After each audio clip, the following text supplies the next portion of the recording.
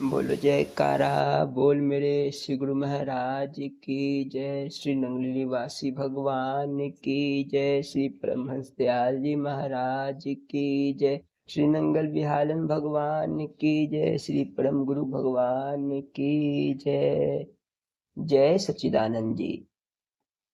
उदार दाता तंग दिल याचक। एक बार श्री परमहंस दयाल जी स्नान कर रहे थे। भक्त अमीर चंद जी सेवा में थे। उन्होंने देखा कि महाराज के स्नान की चौकी का एक पांव टूटने ही वाला है। महाराज नहाते नहाते कहीं गिर ना जाए, ऐसा सोचकर भक्त जी ने उस पांवे को तोड़कर हटा दिया और धीरे से उसके बदले अपनी जांग लगाकर स्थिर बैठे रहे। महाराज का शरीर चूंकि वजनी था अतः चौकी की नुकीली कील उनकी जांग में गहरी धंस गई। फलस्वरूप अमीर चंद जी पूरी तरह घायल हो गए। पानी के साथ खून आगे की ओर बह चला। महाराज श्री देखते ही चौकी से उठकर खड़े हो गए। भक्त जी की जांग को जख्मी देख वे द्रवित हो गए। उनके होंठ फड़कने लगे। सरकार मौज में आकर बोल पड़े, तुम्हारी सेवा भाव से मैं खुश हूँ, मांगो क्या मांगते हो। भक्त जी ने कहा, महाराज आपकी समाधि मेरे घर में बने। महाराज ने अपना सिर ठोक लिया और बोले, बड़ा कम किस्मत निकला, भला इतनी तुच्छ मांग। वही हुआ भी। टेरी में भक्त अमीर चंद के घर में ही उन्होंने शरीर त्याग किया और वहीं समाधि दी गई। बोलो जयकारा बोल मेरे श्री गुरु महाराज की जय। जय सच्चिदानंद जी। आज श्री श्री 1008 श्री ब्रह्मलीन स्वामी हीरानंदपुरी जी महाराज जी का अवतरण दिवस है। तो उनके अवतरण दिवस पे उनकी कुछ लीलाओं और वचन प्रवचन पर हम प्रकाश डालेंगे। बोलो जयकारा बोल मेरे श्री गुरु महाराज की जय। श्री नंगली निवासी भगवान की जय। श्री परमहंस दयाल जी महाराज की जय। बोलो जयकारा बोल मेरे श्री गुरु महाराज की जय। जय सच्चिदानंदी। श्री नंगली साहिब के पूज्यमान संत महापुरुष परम श्रद्धेय श्री स्वामी 1008 स्वामी हीरानंदपुरी जी महाराज योगीराज नंगली के सतगुरु देव जी महाराज के शिष्यों में आप अनन्यतम थे। योग साधना में पारंगत होने के साथ आप कुशल वक्ता, शास्त्र वेत्ता एवं धर्मोपदेशक थे। आप जन्मजात योगी, अलौकिक सिद्धियों के स्वामी एवं ओजस्वी वक्ता थे। आपका जन्म उत्तर प्रदेश के गढ़वाल जिला अंतर्गत पलासी नामक ग्राम में हुआ था। 15 वर्ष की उम्र में ही आप गृह त्याग कर ईश्वर की खोज में निकल पड़े थे। भ्रमण काल में आप अनेक महात्माओं के संपर्क में आए। फलस्वरूप आपको शास्त्राध्ययन का भी खूब मौका मिला। आप द्वारा रचित ईश्वर स्वरूप दर्शन हीरा प्रकाश नामक ग्रंथ आपकी विद्वता और शास्त्र ज्ञान की विशदता का परिचायक है। आपने भारतीय सेना में धर्मोपदेशक के रूप में कुछ दिनों तक नौकरी भी की, किंतु वहां आपका मन नहीं लगा। आपकी अंतर्मुख ध्यानिष्ठ प्रकृति को सेना का अनुशासन हरदम खलता रहा। सेना के परेड के वक्त भी आप शिव मंदिर में ऐसे ध्यानाशिष्ट बैठे रहते कि देश काल का कुछ भान नहीं रहता था। आपने सेना की नौकरी त्याग दी और चकौर स्थित आश्रम में अपने गुरुदेव श्री श्री 1008 स्वामी स्वरूपानंद जी महाराज की शरण में चले गए। गुरुदेव से नाम दीक्षा पाकर आप दिन रात गहन साधना में जुट गए। आध्यात्मिकता में आपकी उन्नत अवस्था से प्रसन्न होकर श्री सद्गुरुदेव भगवान जी ने आपको धर्म प्रचार और उपदेश की आज्ञा प्रदान की। आपके दिव्य व्यक्तित्व और सत उपदेश से प्रभावित होकर लोग गुरु शरणागत होने लगे। परम पूज्य श्री परम ज्ञानानंद महाराज जी, श्री स्वामी निर्भ्रमानंद जी महाराज, श्री स्वामी परमानंद जी महाराज आदि महापुरुषों के रहबर आप ही थे। पंजाब के होशियारपुर के निकट नंगल बिहालन नामक स्थान पर आपके प्रचार का विशाल मठ आश्रम स्थापित हुआ। पंजाब, उत्तर प्रदेश, कश्मीर में विशेष रूप से आपने धर्म प्रचार किया। आपकी योग सिद्धि के अनेक चमत्कार की प्राय दरबार में चर्चा की जाती है। श्री सतगुरुदेव महाराज जी, श्री नंगली निवासी भगवान जी आपको हीरा कहकर संबोधित करते थे। हीरा मतलब अनमोल रत्न। उनकी आज्ञा से आप एक बार शीशम के पेड़ पर चढ़कर अदृश्य हो गए थे। वहां उपस्थित सैकड़ों भक्त महात्माओं की निगाह से जब आप नहीं दिखाई पड़े, गुरु आज्ञा से आप सबके बीच एकाएक प्रकट हो गए। उस वक्त श्री सतगुरुदेव भगवान जी ने सब पर जाहिर किया कि मेरा हीरा सचमुच अनमोल है, इसे तो कोई विशेष पारखी ही समझ सकता है। एक बार आप नंगल विहालन आश्रम में विराजमान थे। उसी वक्त गर्मी के दिनों में चकौरी आश्रम में, जो वहां से सैकड़ों मील दूर था, जोरों की आग लग गई। वहां संतों के रहनों की झोपड़ियां जलने लगी। महात्मा लोग आग बुझाने लगे, किंतु आग बुझने का नाम नहीं ले रही थी। ठीक उसी वक्त आप नंगल आश्रम में अपने आसन से उठकर झटपट कुएं पर गए तथा लोगों से पानी निकालने को कहा। बाल्टी का पानी अपने हाथों में लेकर पश्चिम दिशा की ओर जय गुरु कर कर यूं ही फेंकने लगे। सैकड़ों बाल्टियों का पानी आपने उधर फेंका, फिर शांति से जाकर बैठ गए। उधर उसी वक्त चकौरी आश्रम में श्री सतगुरुदेव भगवान जी ने संतों को आग की तीव्रता से घबराते देख आश्वस्त किया कि घबराओ मत, हीरा उसे बुझाने में लगा है, आग शीघ्र बुझ जाएगी। ऐसे ही अलौकिक कृत्य आपके भक्तों से सुनने में आते हैं।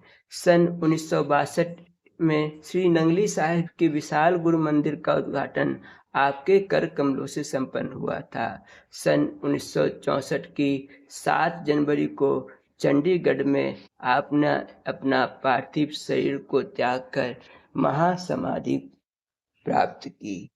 बोलो जयकारा बोल मेरे श्री गुरु महाराज की जय, श्री नंगल विहारन भगवान की जय। लीला संस्मरण।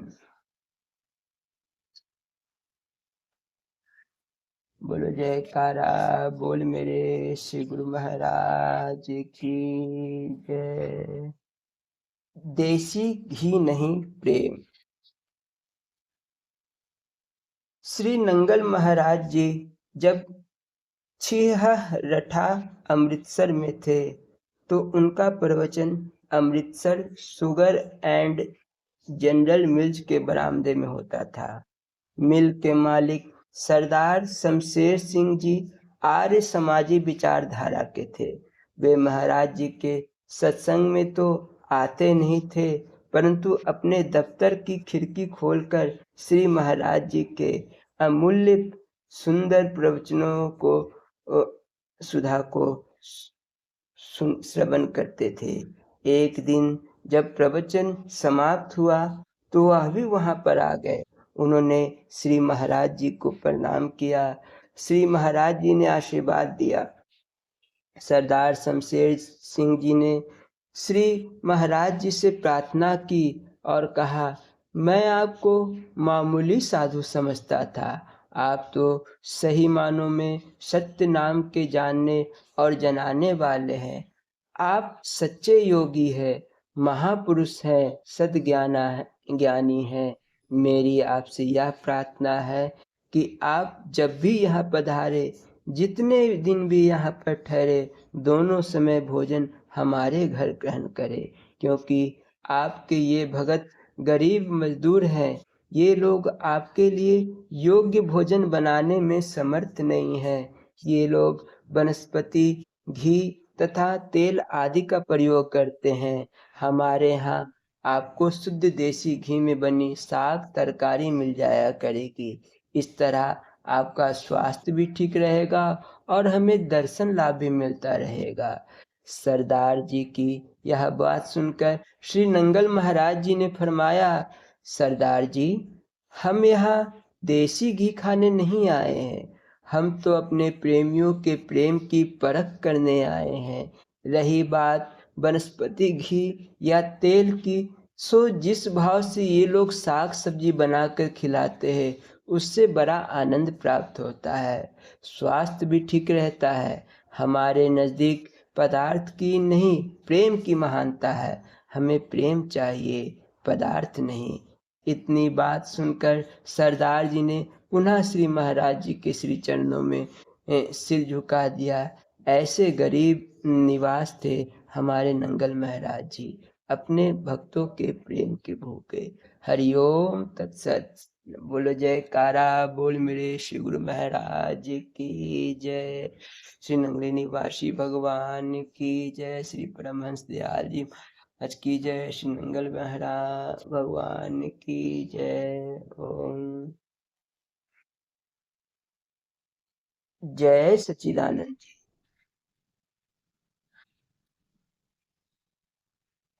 अनंत श्री विभूषित योगीराज ब्रह्मलीन स्वामी हीरानंदपुरी जी महाराज के अमृतोपदेश।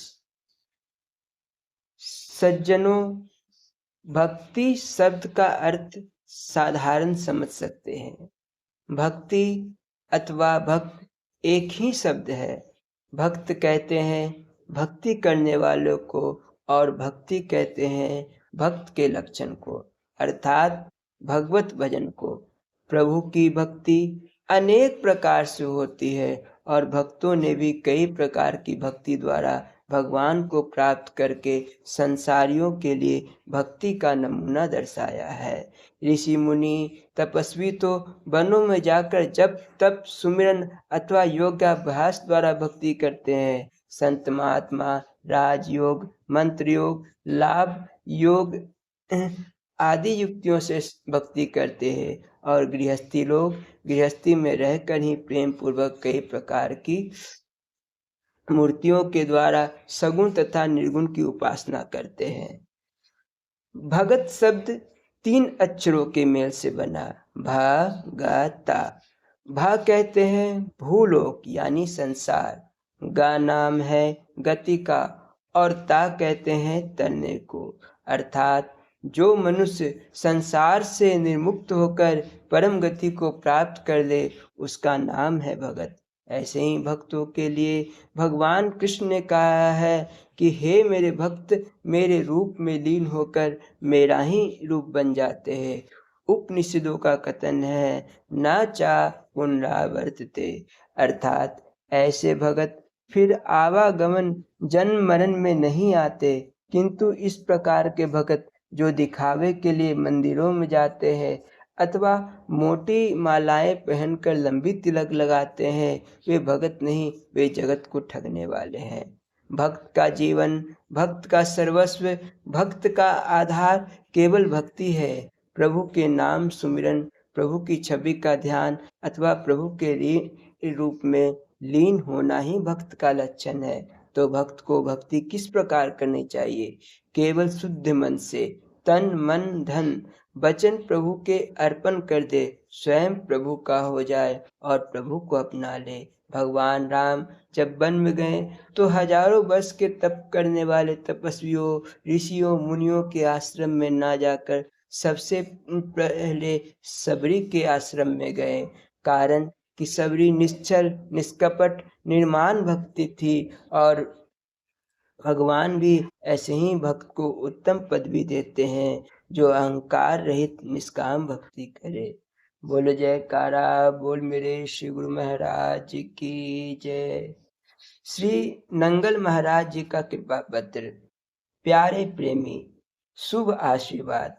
आप किसी प्रकार की चिंता मत करना, जो भी काम करना सब गुरु भगवान जी का समझकर उन पर पूर्ण भरोसा रखकर ही करना।